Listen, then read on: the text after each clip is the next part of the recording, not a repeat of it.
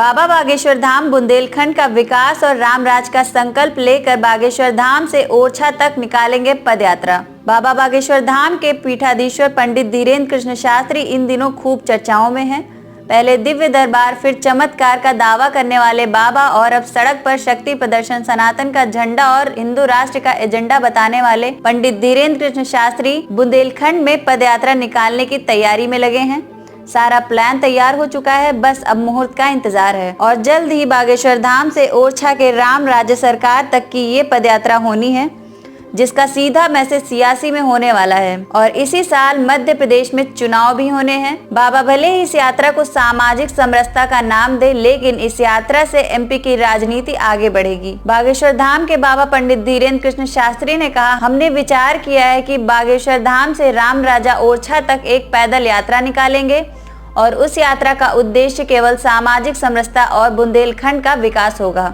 और साथ ही उन्होंने कहा कि हम कोई राजनीति में नहीं है और ना ही हमें सरकार से कोई अपेक्षा है, हम केवल लोगों को जगा सकते हैं।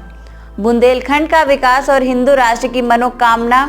हनुमान भक्त बाबा बागेश्वर ने बालाजी के बागेश्वर धाम से बुंदेलखंड की अयोध्या यानी राम राजा की ओरछा धाम तक पद यात्रा की घोषणा कर दी है। बताया जा रहा है कि बाबा की यह यात्रा 4 जिलों से होकर निकलेगी और इस यात्रा में उनके साथ लाखों की तादाद में लोग जुड़ेंगे। बाबा बागेश्वर धाम की इस यात्रा में गड़ागंज, छतरपुर, मऊ, सहानिया, नौगांव, अलीपुरा, मौरानीपुर, निवाड़ से होकर ओरछा धाम पहुंचेंगे। अगर हम इसे एमपी विधानसभा चुनाव के लिहाज से देखें तो बाबा की यह यात्रा लगभग 3 जिलों से होकर गुजरेगी।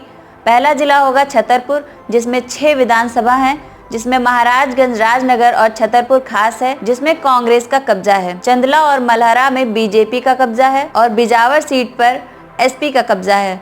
दूसरा जिला होगा टीकमगढ़, जिसकी तीनों विधानसभा टीकमगढ़ खास, जतारा और खरगापुर में बीजेपी का कब्जा है।